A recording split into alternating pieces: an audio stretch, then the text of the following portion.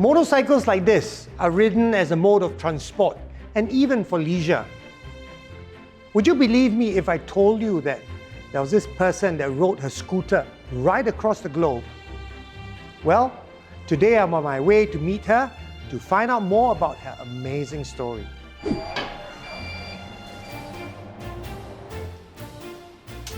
Hi, Juvena. Hi, Bruce.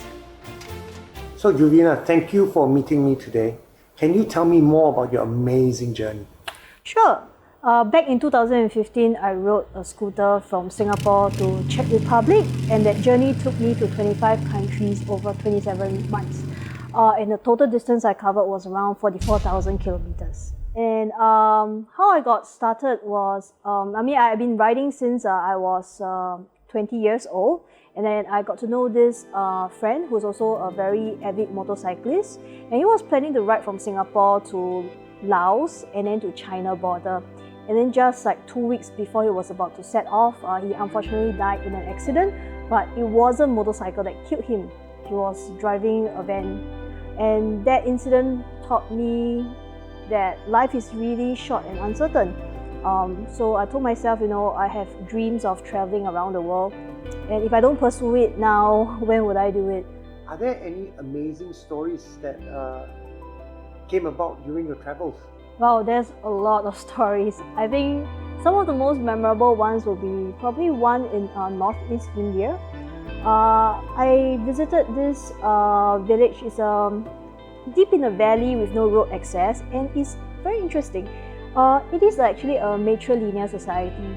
So when the children they are born, they take after their mother's name, not the father's name. Yee-hee! Managed to get our things? Huh? Yeah, I bought it. See you.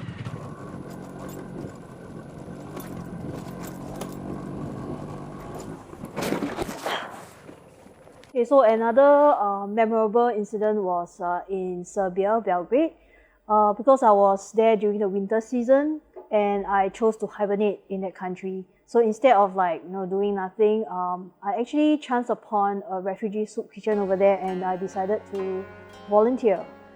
And I met many refugees from Afghanistan, Pakistan, sometimes Libya. And their stories sometimes really move me. So I remember one quote on a graffiti wall, and that is, "No one leaves home unless home is a mouth of a shark." So the situation that they are in was really unfathomable. And they have no choice but to leave their country. And I realized, sometimes for us Singaporeans, we don't realize the privileges that we have here. And I didn't know how this trip has actually touched people in different ways, online and offline. My trip has also eventually evolved into an embodiment of freedom, independence, and autonomy to some people, especially for those who are oppressed. So, Juvena, I have something to ask of you. I've never ridden on a scooter before. Mm-hmm. Is it okay if you tompang me? Sure! Yay! This is what will happen if you don't know how to ride a motorbike.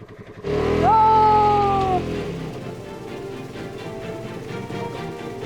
Now I understand why there are die-hard motorcycle fans out there.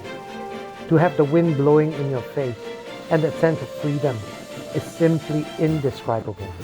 So I say, dare to live your dream. This is Bruce for Singapore One.